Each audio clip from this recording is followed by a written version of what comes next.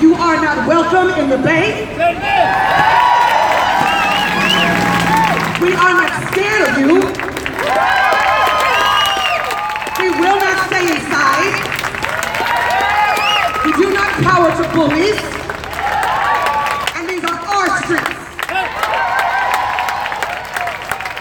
Whose streets? Our streets. Whose streets? Our streets. Whose streets? Our streets. Whose streets? Our streets. No hate in the Bay. No hate in the Bay. No hate in the Bay. No hate in the Bay. No hate in the Bay. No hate in the Bay. No hate in the Bay. No hate in the Bay. No hate in the Bay. No hate in the Bay. No hate in the Bay. No hate in the Bay. And that's why I love the gay area, right? White supremacy comes in many forms. It sits in City Hall with our elected officials. It lives down the street in the Oakland Police Department. It sure as hell exists in Washington with that orange dude. And he has emboldened these groups, right? He has emboldened them. He has provided them an opening with which to be brutally blatant about their plans for this country. And their plans for this country do not include black people, or brown people, or indigenous people, or LGBTQ people, right? It doesn't poor people. Well, you're poor and poor and white. They may have some use for you because that's where they're recruiting. Poor young white kids, right? That's where they go to build their race. But they will not build here. I'm telling you, I was walking there, I was down that way on Broadway, like 2 weeks ago. And I saw something I've never seen before in the Bay Area. Maybe in San Francisco, but not in Oakland, not walking bravely down the streets of Oakland. And that was two skinheads with the laces and the cobwebs and the tats, the whole thing. And they stopped, and I stopped, and he stared at me, and I stared at him. Motherfucker, you don't scare me, right?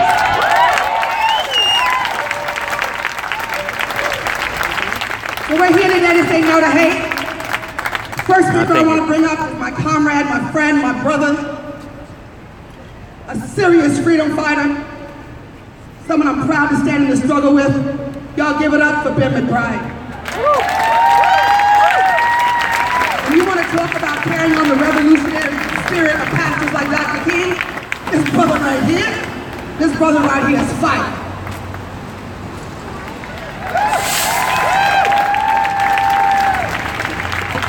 Somebody shout, tell the truth. Somebody say, tell the truth. Somebody say, tell the truth. Somebody say, tell the truth. So here's the reality. This country is founded on a lie. All of us that have grown up in this false education in the United States of America has been founded on a lie. And I'm so sick and tired, I've been watching the news the last few days. And people keep talking about all these great Americans that this country is founded on. Talking about Thomas Jefferson, who owned slaves. Talking about George Washington, who owned slaves. What we are dealing with right now is the legacy of this country. It is a legacy of a country that has built itself upon the plunder and the destruction of black bodies and native bodies, and it's time for us to start telling the truth.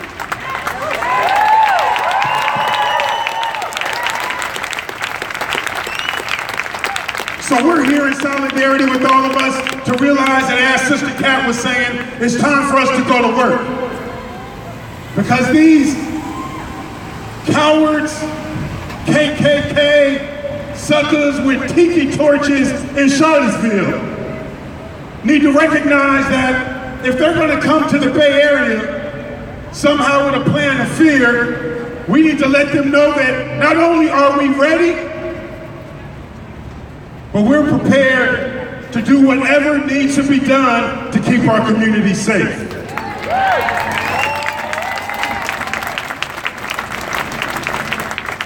Quickly, the only thing I just want to say is that all of us have a role, but our roles are going to be different. But we need to recognize that this is a very serious time. Just as Kat was saying, it's not just these Nazis, KKK cats that we have to think about. But we also need to think about the way that white supremacy lives in the Oakland Police Department down at the corner of 7th and Broadway. We need to think about the way that white supremacy lives down there at City Hall up in the mayor's office. We need to think about how white supremacy is functioning all throughout this Alameda County. And I'm telling you right now, I'm so sick and tired of having prayer vigils. I'm sick and tired of people saying, let's hold hands. I'm sick and tired of people not wanting to do what needs to be done.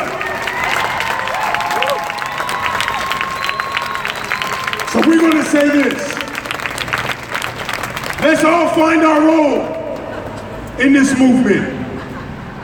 I wish somebody would tell me that somehow it is not spiritual or sacred to defend my family, to defend my loved ones, to defend those who mean value to me. So I want all of us to make sure in the days that lie ahead that you prepare yourself to find your role and do what needs to be done. And lastly, what I want to say to all of our white allies and sisters and brothers out here, if you're down with people of color, then we want to see you on the front lines resisting these white Nazis and KKK folks that want to bring a threat against black and brown and native people. It's one thing to talk about it, it's one thing to tweet it, it's one thing to put it on Facebook. Excuse my language. But when the shit hits the fan, we gotta be ready to lay down our lives for one another, because all of us matter. And whether that means going to jail or whether that means putting yourself in between someone who is facing a threat, let's get ready in our mind, get ready in your heart, because we all belong to one another. I'm with you, one people, one fight. Let's stand here for one another until we get the victory.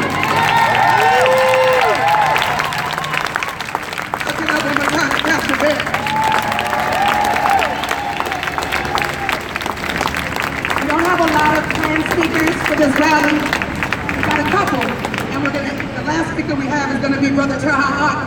That's going to help us think about what we need to do to move from talking to doing, right? Talking to doing. Say it. Talking to doing. Talking to doing. They are coming. We have to have a plan, right? We can't wait till they get here. That's right. We have to have a plan for how we're going to mobilize our community to resist hate. So that's what we're going to do by the end of the rally, and then we're going to open it up specifically to people of color and LGBTQ folks, if they would like to say a few words. But our next planned speaker right now is Jeremy Miller with APTP and the Interstellar Foundation. Woo.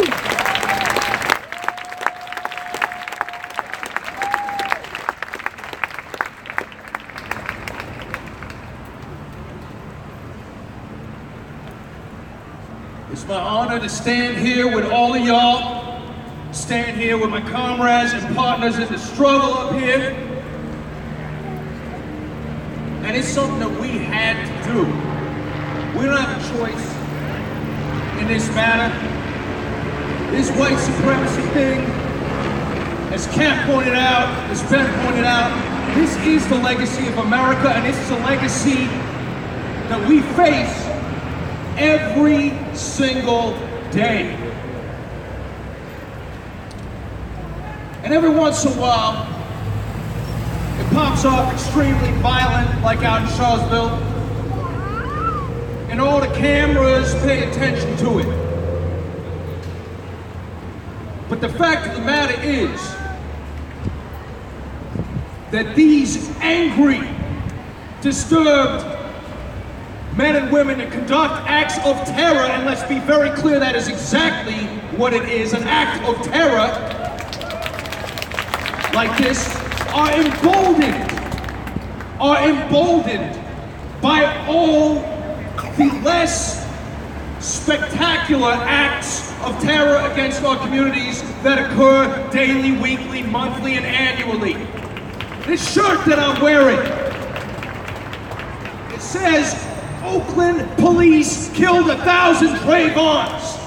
Every time Every time people stand by and watch a black or brown brother, sister, person killed by white supremacist law enforcement and think, oh well, that emboldens these white power people, these neo-Nazis. Every time that a city planning commission meets and says, oh, we can just get rid of that black neighborhood, we're gonna build a new business district, that emboldens these white power extremists. And those people are white power extremists too. And they are killing our communities as well. There is no separation. So I'll close with this. If it is your intention to stand against the brutal, ignoble legacy of this country and its racism, it must be fought, no holds barred, in all corners. Starting from the home, if you have people in your family that harbor these views, it's time to challenge them in a real way. That's right. To your office or your workplace, I deal with racists every single day at work, it's time to challenge them there. That's right. To City Hall, these meetings, even if they drive you crazy, if they take hours that you got to sit through, you got to be there and tell them that our neighborhoods aren't going anywhere, because that's the truth. We ain't going nowhere. And we need to get these genocidal paramilitary sons of bitches that call themselves the police off our back for once and all. Hey. Thank you for being here today.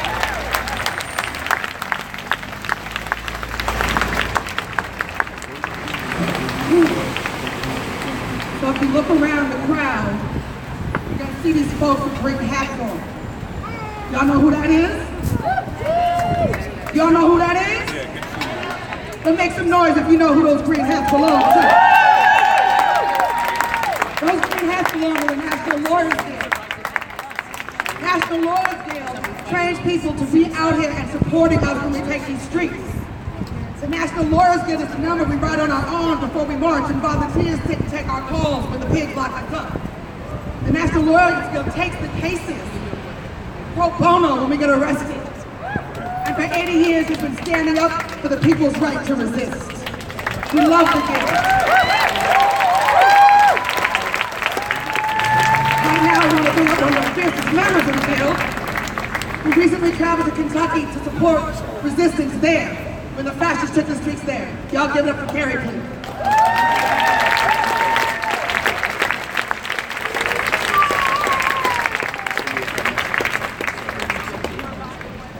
Thanks for being here today.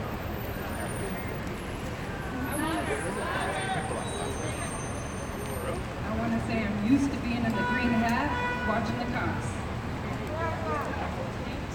Some of us are comfortable in being support and emboldening others to stand up. Other times, you know what? We all need to stand up. We all need to have eyes in our head and say, no, it's not okay what's happening in this country.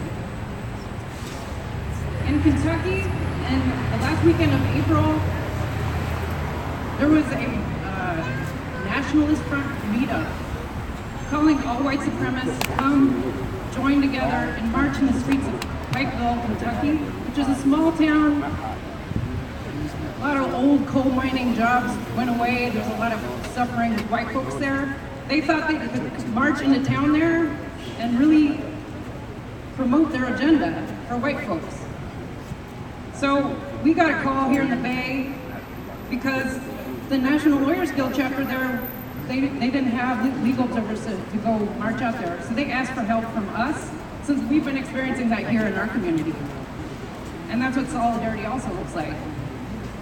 And so I flew out to help form a team, and we monitored the police, but I've never seen anything like what I saw in the streets of Pikeville, Kentucky.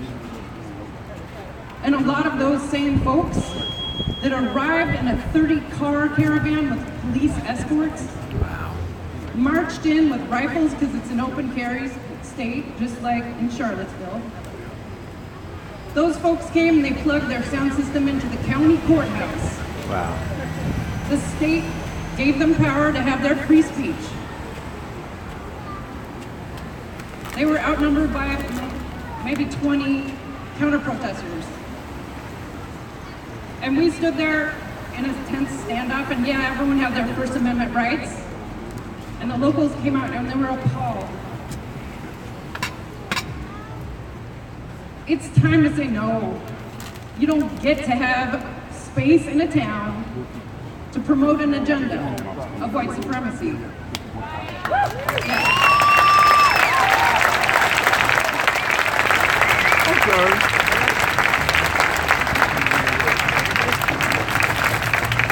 We need to connect the dots when we see these things happening. It's on a rise, my friends, it's on a rise. From the streets of Kentucky to Berkeley, California, to Sacramento, California, to Charlottesville. Some of the same people that we see in each crowd of these white supremacists, and I'll just say it, fascists. Yep. They're not all right, they're fascists. Fucking A. We have to name it as such. We have to see them. We have to track that they are traveling between communities. Yes, they are. Sometimes with torches at night. Right? They've taken their hoods off. We get to name them. We get to say, no, you don't get to come into this community and spew your hate. So can you please join me on the 26th and 27th in the streets of Berkeley and in San Francisco to say, no, you are not welcome in our community. Please, join us. And thank you for being here. Thank you, Karen. Sister Gina Madrid, are you out there? Sister Gina Madrid, are you out there? She was supposed to come bless us with her fire. I saw her a minute ago. Here she come, here she come, here she come. Artist, activist, freedom fighter, badass mama. Y'all give it up for Gina Madrid.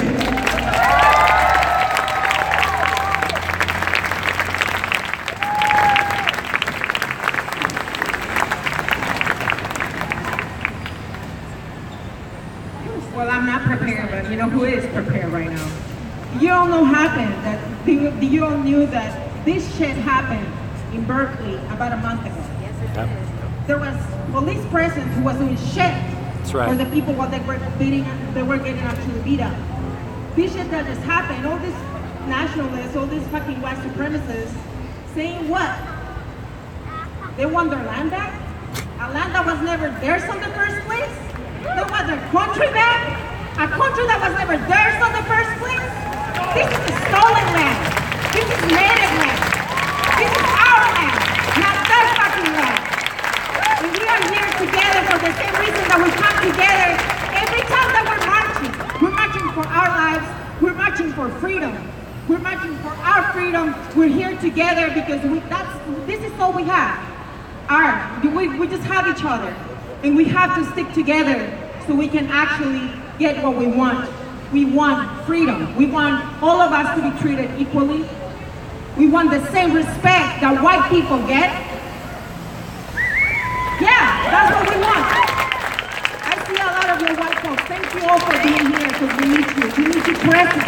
Every time that something goes down like that, every time that one of our people get killed by police, every time that our people are murdered, all the people that's incarcerated, many of them are black and brown people being enslaved. We don't want that. We want change. I wrote this piece for cops, for the police, probably like about 3 months ago, and I would like to share with you. And this goes to all of your white supremacists as well. Is the color of our skin what makes your blood boil? Is the color of our skin what makes you pull a trigger? Is because the way we are, the way we look, the way you treat us. You take 1, 2, 3 lives and get promoted as a killer. Your bloody badge is gonna go. Your uniform is gonna burn. You motherfuckers gonna feel the rain. You're gonna feel the pain till you swallow your hate. Because we won't stop. This is the power of the people, and we won't stop. This is the power of the people, and we won't stop. No, we won't stop. No, we won't stop. It is our duty to fight for our freedom. Say it. It is our duty to fight for our freedom. It is our duty to fight for our freedom. Everybody. It is our duty to fight for our freedoms. It is our duty. It is our duty to fight for our freedom. It is our duty to fight for our freedom. We only have each other, guys. Please, let's hold it down for each other. Much love.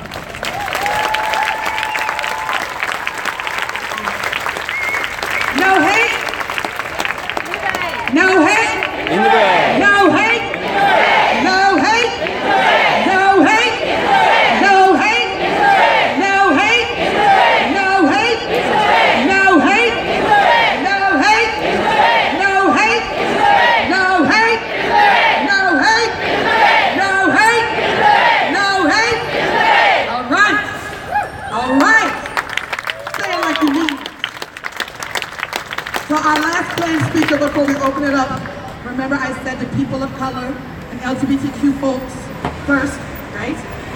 Our last planned speaker is my brother, my comrade, co-founder of the Anti-Police Terror Project, defender of all of us, protector of all of us, Brother Terha Ak. Show him some love. Show him some serious love.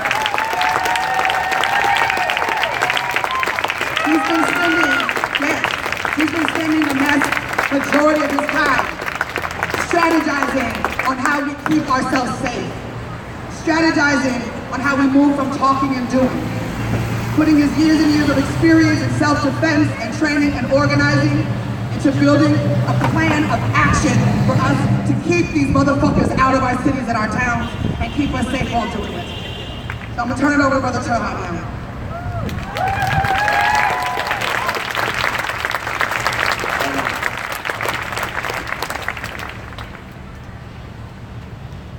Say it with me. Say, don't fear the storm, be the storm.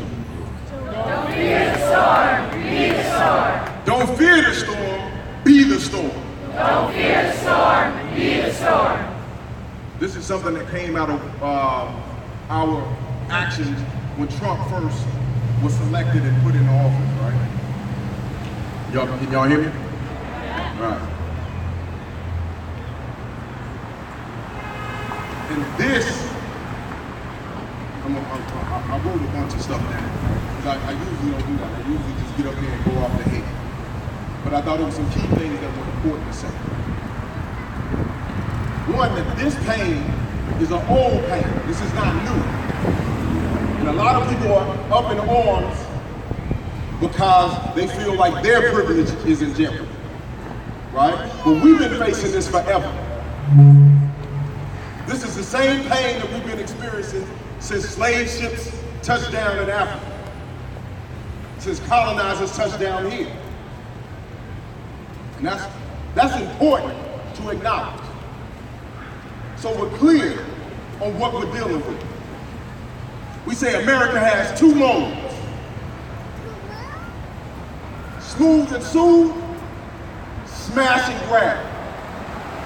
Smooth and soothe, smash and grab. But it all ends up at the same place: repression and oppression of our black ass, right? That's important. The smooth and soothe is designed to pacify and quiet dissent. It's designed to pacify and quiet dissent. Because a predatory state apparatus, that's what this is, will always breed dissent because it has to be built on the backs, labor, and pain of the people. So there's always dissent. So they have different modes to get you to invest and collaborate with your oppressor. And that's the smooth and soothe. But when the smooth and soothe doesn't work, you know what they come with? The smash and grab. And the smash and grab is designed to crush and destroy dissent. That's the phase we're in right now. Donald Trump is an agent of the smash and grab. It's important. When Trump got into office, there were some key things that took place. And we saw this progression happening while he was on the campaign trail. These are the same forces that were providing security during the rallies. Straight up. These are the same forces that were assaulting black women in these rallies. The same forces that Donald Trump said, get them out of here. Hit them again. Because see, the case I want to state is that these forces are surrogates of the state. That's important. I'm not going to let it be framed in some isolated manner, because we'll miss the big picture. There's a debate about whether this is fascism, right? And there's some folks who believe that, some folks who don't. But what is real is there's some fascism-like tendencies happening. And one of the things that happens under fascism, they use paramilitary forces to crush dissenters. That's what's happening. Be clear on that. When he got into office, he took them off the terrorist watch list. Y'all hear what I'm saying? He took them off of the watch list. Why is that important? That's a sure indicator that the objective was to give them cover and unleash them on our asses. So he's using them as shock troops to get us in line. We have to acknowledge that under what was called the Black Lives Matter period, right? Folks stood up and adequately challenged policing agencies and the state dynamics that are used to repress us. So because of that, they needed a new force to come in and do the same job. All of y'all say black bag operations for me. Black bag operations. Say black bag operations. Black bag operations. That's off the books, assassinations. That's off the books, curtailing of dissent. His response to Charlottesville was that there's been violence from many, many sides. Now let's call that shit. We all on one accord. I don't even have to explain or go into detail the levels of historic violence that these very same forces have perpetrated for centuries. For centuries. Had somebody tell me that if we did a proper analysis of what happened to folks during these different periods when white supremacist organizations, slave owners, and the like were perpetrating violence, it would be a horror movie unlike anything you've ever seen. Because the movies, the books, and the stories that are told don't even begin to get into the level of heinous violence. Say it again. That these people have perpetrated. So it tells you everything about what's happening with the current administration in this smash and grab phase. That there's a attempt to create a fallacious parallel between the people who have stood in defense in opposition to this.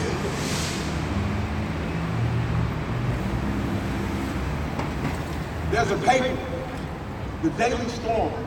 Who all's familiar with the Daily Stormer?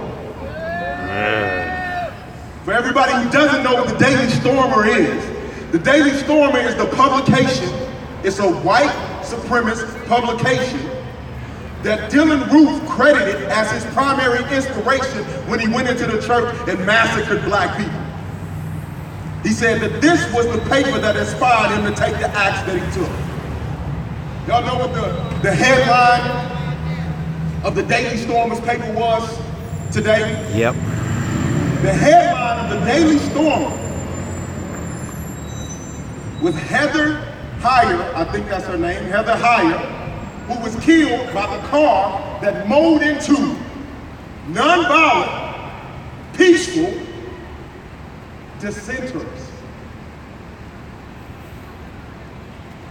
They called her, I want to read it so I get it right. The headline said, Heather Heyer, the woman who was killed in a road rage incident, was a fat, childless, 32-year-old slut.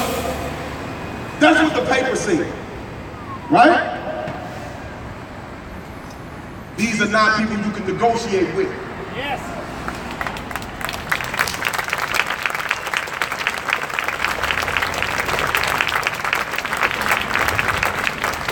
These are not people you can pray for.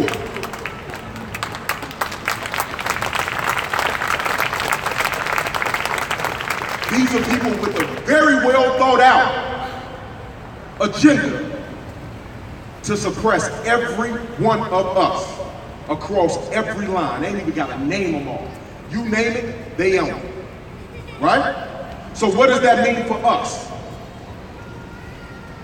That means solidarity is our only option.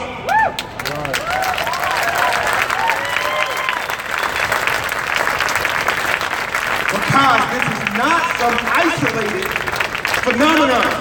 This is state motivated. This is the flip side to policing. When they can't repress us, they'll allow these folks to repress us. Be clear on that. So solidarity is our only option. We've been talking about proper rapid response methods, proper defense methods.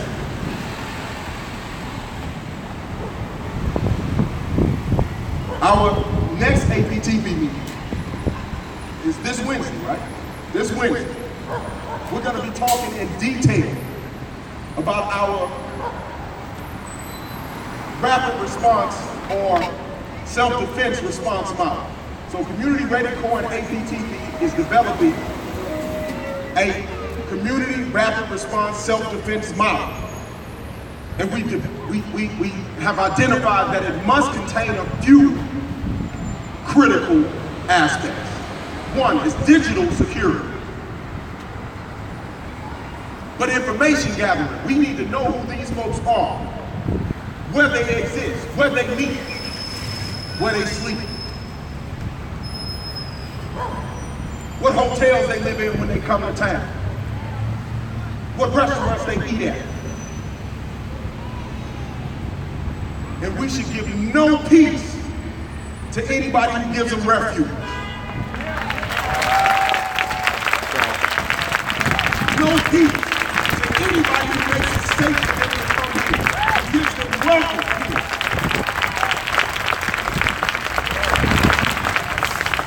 But the greatest defense we have is each other.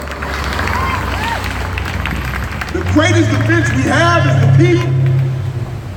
And if the masses of us stand up against it, they have nowhere to go. We outnumber them, y'all know that, right? Oh yeah.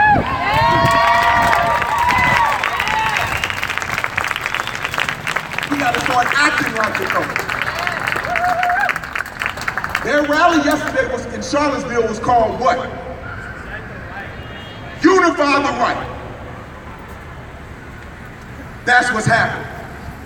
They are unifying across tendencies, across ideological strands to subjugate us.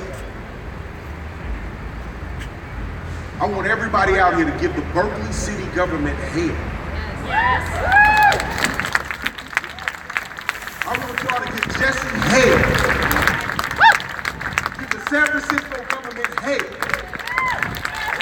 for allowing these folks in their city.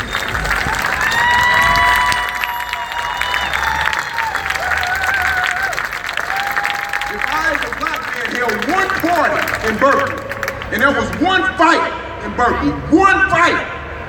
I couldn't get a goddamn permit to drink a cup of water in Berkeley. There are police at the border. Watch him, right? We know that. I'm exaggerating, but the fact of the matter is, if you're a club or party promoter, and you have one fight, you ain't getting another permit to come into Berkeley. So how is it that Berkeley has hosted these folks on numerous occasions? How is that? That's the question that we have to ask. Because you know that's not a unique phenomenon with Berkeley. Everywhere this is happening, they are directly associated with police departments, city agencies, off-duty police officers are at the rallies. The police officers have protected them. And in some places, you can watch the power cords to the sound system go right into City Hall. How is that? So we have to not let our elected officials get away with it. I saw some of the Oakland elected officials talking about they stand in solidarity with Charlottesville. These same folks have been coming here for months. Sacramento, Berkeley, ain't heard a word out of these folks. Ain't heard a word out of them. They, as elected officials, can pick up the goddamn phone and call Berkeley and say, shut that shit down.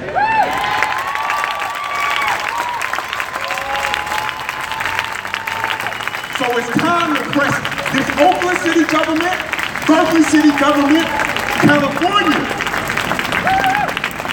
and ask them, how are y'all allowing this to happen? Why are y'all complicit with it? So I want to see y'all Wednesday night at the APTP meeting at Eastside Arts Alliance. What's the address? 2277 International. What is it? 2277 2277 International. International. Right? Because we're going to talk about this rapid response model in detail. It's at 7 o'clock. 7:30. Thank you. Thank you. Right, 7:30 at Eastside Arts Alliance to Wednesday night. Come so we can have some conversation about what it means to do something. This rapid response model that we're talking about is not owned by anybody. You can build one yourself. You can build one yourself. Digital is one aspect of it. Self-defense is one aspect of it. But media propagandizing our position because they are outmaneuvering us. A lot of us fell for the free speech argument. A bunch of us out here bought into the free speech narrative. Shame on y'all if y'all did. Shame on y'all if y'all did. Because that's not what this is about. They're using free speech as a cover. That's right. They're using free speech as a cover to come in and set up for what happened in Charlottesville. Yesterday, that wasn't folks punching them in the face, that was proactive violence on their part. And I commend the folks who are standing up against it.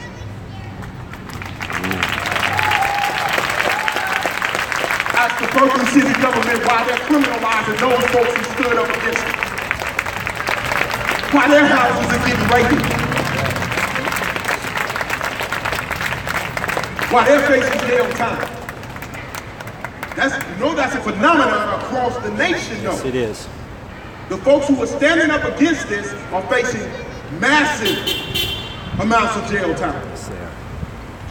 When the right forces are getting a free pass for the most part. Their houses ain't being raided. Their paraphernalia is not being collected. They're not being criminalized. So we stand in solidarity with our folks who are standing up against this, right? Yeah. End it with this. We said if they touch any, they got to deal with the many. Say it with me. If they touch any, they gotta deal with the many. Touch any, they gotta deal with the many. If they touch any, they gotta deal with the many. Make it a reality, not just a mantra.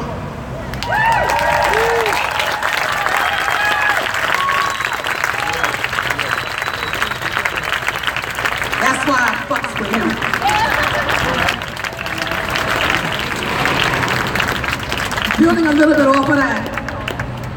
elected officials, both at the city and the state level, have been talking about this concept of sanctuary cities, right? That we're going to provide sanctuary for our immigrants and our Muslim folks. And that matters. That's important. Solidarity means sanctuary for all of us. Right? Sanctuary means protection from these rogue-ass police officers. And sanctuary means protection from ICE. And sanctuary means that our state and local elected officials have to say no Nazis in our town because it's not safe for our community members. So the next time you hear Libby or Jesse or anyone of them talk about they want to build a sanctuary city, you push them on what that means. You push them on what that means. Fuck your free speech, we want sanctuary. Because what the news does not report, right, what the news is not reporting is that every time they let those hate-filled bastards into Berkeley, at night after the rallies were over, That's right. a lesbian couple was attacked. Black people were attacked. Muslim people were attacked. Businesses that had Black Lives Matter in the windows had their windows broken. So their free speech led directly to violence impacted on our most marginalized community. Fuck your free speech, I want sanctuary.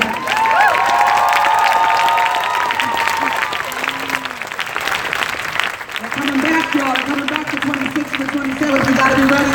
We hope to see you Wednesday night. So you can take that model and build it in your neighborhoods, on your block, in your community, right?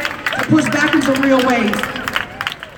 So now what I want to do is I want to invite all the people of color that have something to say, because so often our voices are silenced, right? So often we don't have space to talk about our trauma or incite our own calls to action. So I want to invite people of color who have something to say, who want some space to speak, to come up. 2 minutes, and we mean it, 2 minutes. Say it with me, 2 minutes? 2 minutes? 2 minutes. All right, 2 minutes.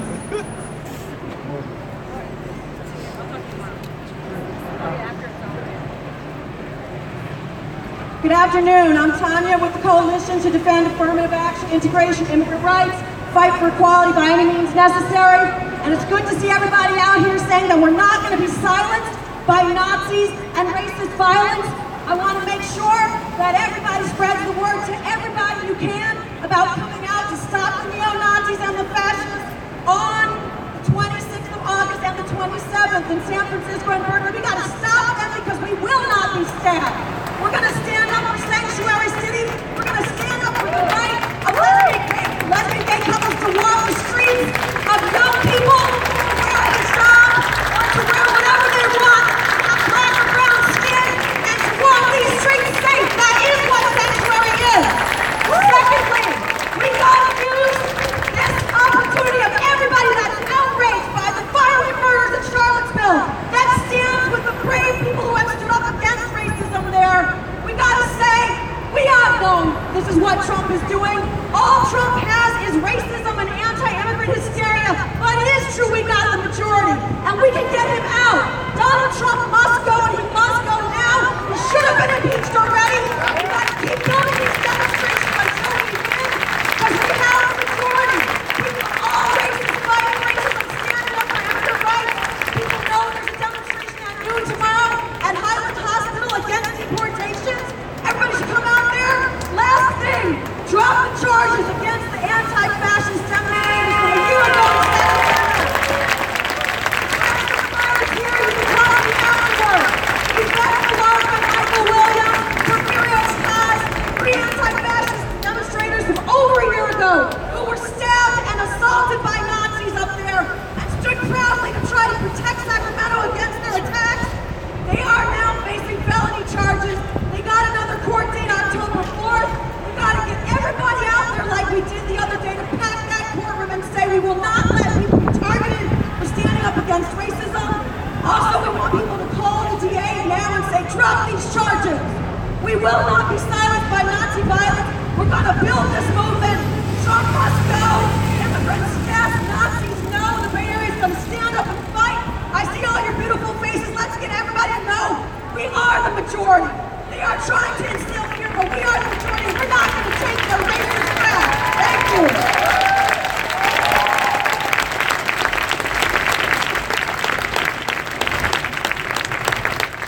Folks that want to speak, you just line up here.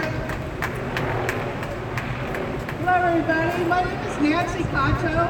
I'm the daughter of parents and grandparents who were interned in the concentration camps during World War II. Even though I wasn't in the camp because I wasn't born yet, that legacy has permeated my life and the lives of hundreds of thousands of other Japanese Americans as well as the rest of society.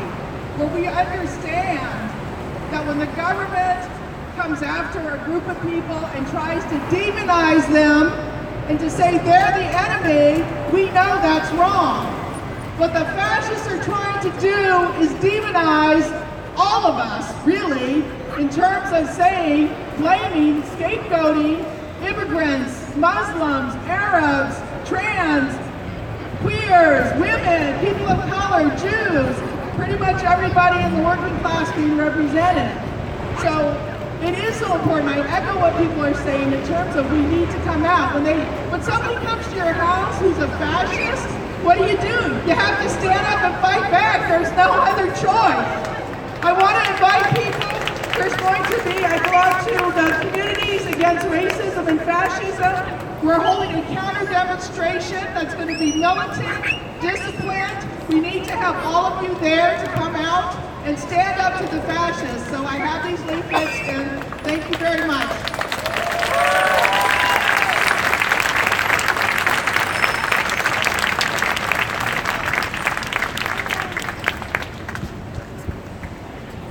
Assalamu alaikum. You know, you gotta ask yourself, at a certain point in time, why they mad in the first place? How come we get to this modern expression where they gotta protest and they feel like they right? And in a time where people are waking up, people are understanding that it's about group economics, people are being popularizing consciousness. See, I was happy when Trump became president. Because when you got a black Muslim man like myself, grow up with self-knowledge and things of that nature, who know about the world, who know about the systematic evils, and who know about how this world's going to be divisive and try to break you down and all of these different oppressions, I said, you know what? When the devil takes off his mask, in order for the people around him to not look like devils, they want to stand closer to God. And that means that they want to get closer to the side of righteousness. So that means they're going to start supporting me. They say, you know what? I support you, young black Muslim. Because I see how you're trying to villainize you. I see how you're trying to victimize you and make you the sucker, make you the devil. But then you have to look, because this ain't about now. This is about the next 10, 20 years. So a protest is fine, but organizations fear organization. You know what I mean? So when people get together and they say, you know what? Every time they do some dumb shit, we gonna support black business. That's the fear. Fear chokes you. You know what I'm saying? When they see you, when they see the first dream that mattered in this country was the black dream. Why? Because when we was in slavery, the first dream we wanted was freedom. What comes with freedom? Justice and equality. And until we have freedom, justice, and equality, we can't be one big happy family. I walked inside this store, and it was a nice white lady, and she said, why can't we just get along? How come we can't just have love? Why are we not just a family? And I say, you know, friends and family are people who invest into you. Family is an action word. So when we look at that black people have 0% of wealth in this country, that means that y'all not investing into y'all so-called family. So that means that we don't own this country. So that means that, to be honest, if we tear this whole goddamn thing, we don't lose nothing. But in order to change that, in order to reverse that agenda, then you have to support, you have to invest into those so that we have more power. If the people that stand up for you, the people like the brother that just spoke, if he had $1 million in his bank account, he'd be able to do more organizing. He'd be able to fly out 100, 200 brothers to where they can go down here and they can organize and they can really make things happen. But it's hard to do things when you're poor unless you have complete unity. And given that this is Oakland, the fact that I don't see enough young black people, that disheartens me. But at the same time, you can't choose your recruits. So I'm thankful to see the people that's out here that's ready to stand on the forefront of activities and demonstrate themselves to be on the side that's next to God and righteousness. But y'all can't walk past these businesses because economics is warfare. And unless we got a piece of this pie, we ain't gonna never have nothing at the table ever. And we ain't gonna never give a fuck about American politics. And I'm an anti-Twitter. I don't like talking too much unless it really has an actionable change. I don't like doing things for ego and vanity. I don't like doing things just for a press release or a picture. Because this has to resonate in the minds of the people. When you go home and you think about this and you realize what type of person you are. So the Honorable Elijah Muhammad, when he came out, he had the most controversial statement ever. He said, white people are devils. And they said, ooh, why would you say that? That's racist. And he explained, he said, a devil is one who devalues. And so he said, if you look at the history of this country, y'all have been devaluing us of our name, our culture, our pride, our self-respect, our love for one another. So that means that you're a devil. And Martin Luther King said that, I fear that we're gonna get integration, but it's gonna be at a hefty cost. And I fear that we're gonna integrate in a burning house. But you see, diversity starts in the mind. It's not just about the color of the person. So during slavery, there was white people who helped. Those are some good white folks, right? But then what happens during integration, the so-called good ones integrate with the bad ones. And that creates that mixture for that burning house. So as you got your evil white friends, you know what I'm saying? And that goes for black people too, because the greatest threat to black people is nigga life. You know, until you step on the side of righteousness, we don't have a future. We have present circumstances that can be determined upon the activities and the circumference of what we do. But when it comes to separation, you have to separate yourself from those who don't have the same nature and understanding as you. And that's the only way you can provide acceptance. The last thing I want everybody to say is Black Dreams Matter. Black Dreams Matter. I'm gonna do this on 3 people. Relax.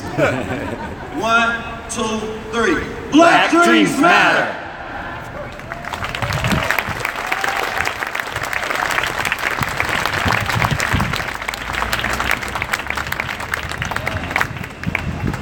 Assalamu alaikum people, how y'all doing? Peace and blessings to the family. I just want to say a few things real quick. This is nothing new in this country. Violence upon black people, hating, stereotypical violence, and putting people in a corner and marginalizing them has always been a part of United States history. Neo-Nazism has always been a part of United States history. And thank you, Donald Trump, for pulling that mask off, like the brother said, and revealing these people who have tried to hide in the era of the Obama presidency under the guise of color blindness. Now, we need to take that mask off and see who these people actually are. And they really reported themselves, and I'm thankful for that. However, it is upon ourselves to make a move and organize into a positive light, and organize into doing something that is going to propel us and stabilize us economically, emotionally, and physically. We have many types of programs out here, but we need to start at a grassroots level and have these particular conversations with one another and to educate each other in what's going on in these social issues today. We don't have time to be reactionary. We need to be proactive in our politics. We don't need to sit here and be reacting to these neo-Nazis every time they show their face. We know they're out there. It's time for us to take it upon ourselves and move in a positive direction. Have these conversations with your family members. We don't have time to play the politically correct role. That's over with. That's done. If you see some racist shit going on right now, you need to call that out. Straight up. If you see your people, there's a lot of white faces out here, so if you see your people out here, you need to pull their coattails and bust them in their mouth or something. We don't have time for this no more. to do. The time is now. We can't wait for another black leader.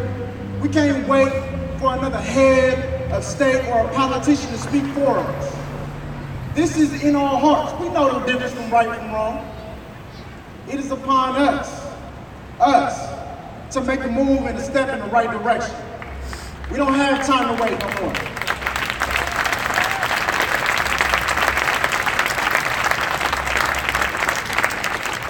Like the brother said, economics is key. You can't fight a war without economics.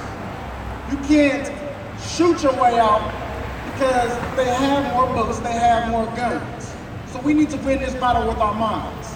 We need to win this battle with our pocketbooks, and we need to win this battle within ourselves and our own community first. Oakland has been strategically a Black Panther, a revolutionary city out here in the Bay Area. Real quick, let's just clap it up for Oakland real quick. It's the home of the revolution. It's the home of the Panther. It is time for us to take action within ourselves. I know not everybody out here has the warrior and fighting spirit, so we need to be able to fight financially. We need to be able to fight with our, be able to fight with what we have right now. Right now, I'm sure everybody has a few dollars in their pockets. You need to go ahead and get that to the homeless, provide food, shelter, give that away. We can all do without for a little bit. We also need to establish and basically we need funding for ourselves and for our community. It's time to shop black. It's time to shop with our buddies, with our black brothers and sisters out here that's working and pushing a program for excellence for our future generations. We don't have time to waste. For the warrior spirited, it is time to organize and gain access to each other in a warrior vibe. It's time for us to start training. We don't have time to... I have a few more things to say, but I don't know if this is the right time yet.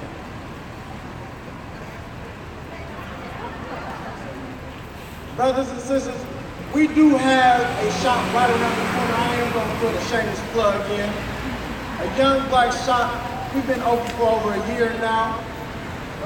The majority of us have a few dollars to spend. We're right around the corner on 16th and Telegraph, 1624. The shop is called Sulu, the brand is called Moosai Hill. Please do your best to come and patronize with us. Patronize with your black brothers and sisters. Go down there to the Mandela Parkway and shop with the Mandela Foods. There's a few different businesses out here. Use our business, use our money to shop black, perpetuate the warfare into a financial, into a financial stance. We need economic help. Yes, ma'am. Thank you.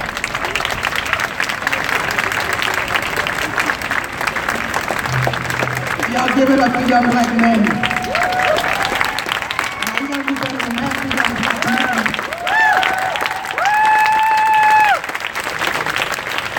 This is why I was just thinking about the 2 minutes. But I'm gonna be now. We're gonna bring up just a couple more speakers, and then I know there are other events happening tonight. There's another act. I'm not endorsing them. I don't know. I just know that there's something happening at 5 at 14th and Broadway. And then there's a vigil here tonight at 7 o'clock, if you want to continue to stick around.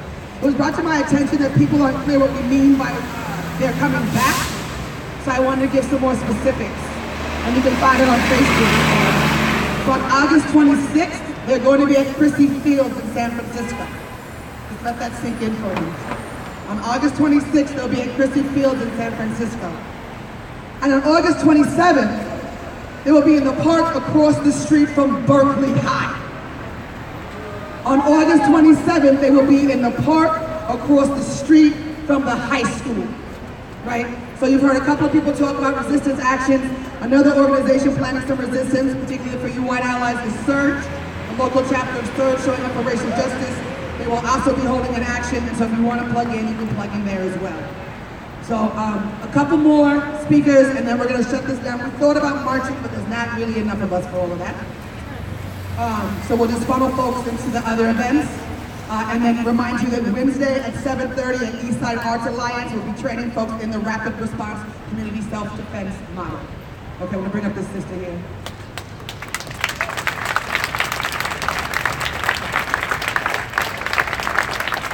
Thank you for everyone that's here. My name is Valeria, and I want to just give a shout out to people that have been talking about hate here, that we do have to respond to hate. This is not something new. This is something that many people have said is a systemic problem. It's an economic fight that we have to respond to. And I think that our power lies on the fact that everyday people like you and me have to work to survive in the system, have to work to feed each other. So we have to start going to our communities where we're already at to where we work. It's our responsibility to respond to this hate by talking about this injustice and understanding that the injustice is really due to the fact that we are all oppressed by this capitalist system. And so the change has to happen. And I think the response to the oppression has to happen in the oppression that we face every single day. So an oppression in our workplaces, an oppression in our communities, and we have to be able to respond to that in an organized fashion. So that means being able to talk about this, not just in this space out here, but where we ride the buses, where to our the fact that the oppression is a daily occurrence and not just something that happens and we respond and we're reactive. So I think if you're not already linked to a group, you should go and find people that are linked to a group and talking about oppression and how to really respond to it in an organized fashion. Because I think that demonstrations like this are important, but they can't end right here and only right here, and they can't just do a call out for something that's happened on the 27th, because something like this is going to happen again, and organizing to do something about it is important, and we need to make the society that we want to build and talk about not just what we are upset about, but really talk about what is a society that we want to see and make that happen. So thank you all for your ears.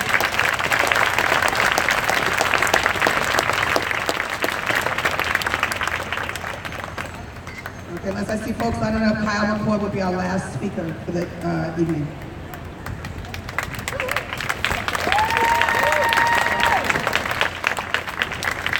Hello. All power to the people. Now, unfortunately,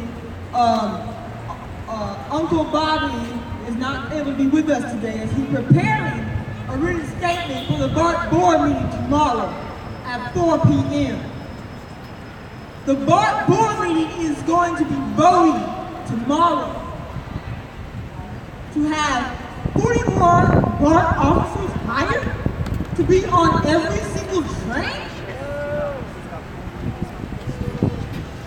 Or giving that money to community insight so we can see the video footage and all of the cameras footage for on the BART system. I think that should be the community. More access. Because I don't trust this system. And also, I don't trust this District 3 council member either. I say that we still need to be fighting for our cities, for our safety, and for our community. All power to the people.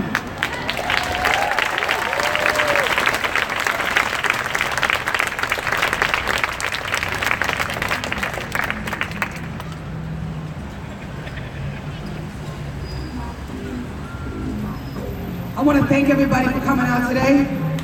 I want to thank you for coming out. If you were here yesterday, coming out 2 days in a row. For spending your weekend saying no to hate. No hate? In the bank. Come on, this is the third time. Come on. We're professional chanters in this month. Right? It's the Bay. No hate? In the Bay. No hate? In the Bay. No hate? In the Bay. No hate? In the Bay. No hate? In the Bay. No hate? In the Bay. No hate? No hate? Do you mean it? Oh yeah. Do you mean it? Fuck yeah. Do you mean it? Hell yeah. Do you mean it? Yes. All right. So show up Wednesday night, 7:30 at Eastside Arts Alliance to learn this model and build one. Show up on the 26th and 27th to chase them fuckers out of here. Interrupt racism and hate when you see it. Yep. And I don't think I've ever ended a rally this way. I'm usually too goddamn mad. But I will say, and love each other. And love each other. We need it right now. We had a trauma, serious trauma. Right? Particularly people of color, but all of us. Love each other. Proud of the people.